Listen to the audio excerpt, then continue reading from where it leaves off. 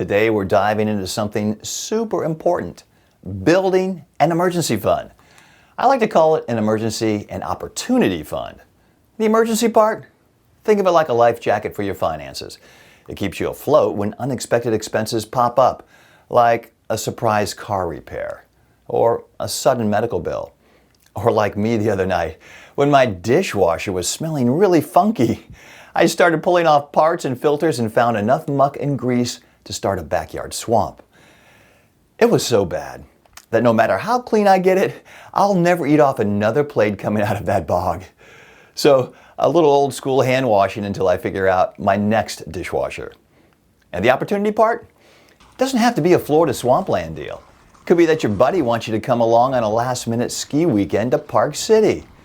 You can tag along without tapping the credit cards if your opportunity fund is in place. So let's jump into 4 easy-to-follow tips to help you build that financial safety net. First off, set a realistic savings goal. Imagine you're planning a road trip.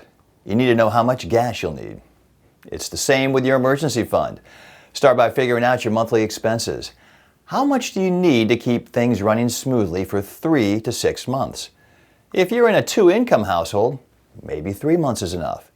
It's not likely you'd both lose your jobs at the same time.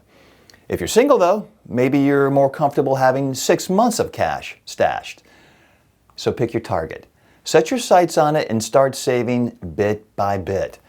It's like filling up your gas tank for that financial road trip. And create a special savings account. Now think of this like a piggy bank, but it's a special one that you only break open in real emergencies or opportunities. Open a separate account. This way, you won't be tempted to dip into it for everyday expenses. Set up automatic transfers from your main account to this special one. If you leave your emergency fund money mixed in with your checking account money, the money you pay all your bills with, it's way too easy to spend it down and tap into the emergency part. Keep it separate. Remember, it's an emergency fund. It's not an investment. It's not meant to make money other than maybe a little bit of interest. Investments fluctuate in value, and you don't want your emergency fund to be down in value right when the water heater goes out. And how about cutting out unnecessary expenses? All right, let's talk about trimming the fat off your spending. Take a good look at where your money's going every month. Do you really need that latte every day? Well, maybe you do. You love your coffee. I get it. If the place I get my cafe con leche charges $7, I'm still getting it. I'll cut out something else. It's not about the latte, right? But finding those expenses that start adding up every month that you don't really need or even enjoy anymore. Maybe there's a subscription you don't use much. Do I really need Netflix? Or is the stuff I watch mostly on Amazon Prime? Well, there's $17.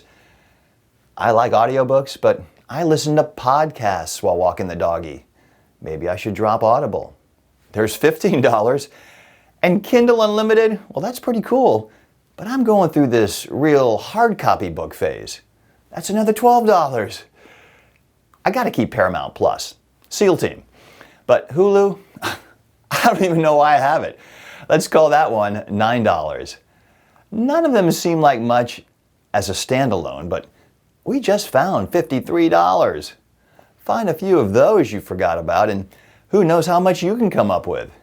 It could be a monthly contribution to a Roth IRA or a payment for a debt. And consider this. How about increasing your income? Consider increasing what's coming in rather than cutting what's going out. This one's about boosting your cash flow. Think about taking on a side gig, something fun or interesting. Make yourself more valuable at work and ask for a raise. More money coming in means you can sock away more into that emergency fund. It's like turning up the water flow into your savings bucket. And building this emergency fund, it's not going to happen overnight. Remember, it's a marathon, not a sprint. But stick with these tips and you'll build yourself a nice cushion of cash. It's all about giving yourself that peace of mind, knowing you're ready for whatever life throws your way. A busted appliance or a last-minute holiday weekend getaway to the Caribbean.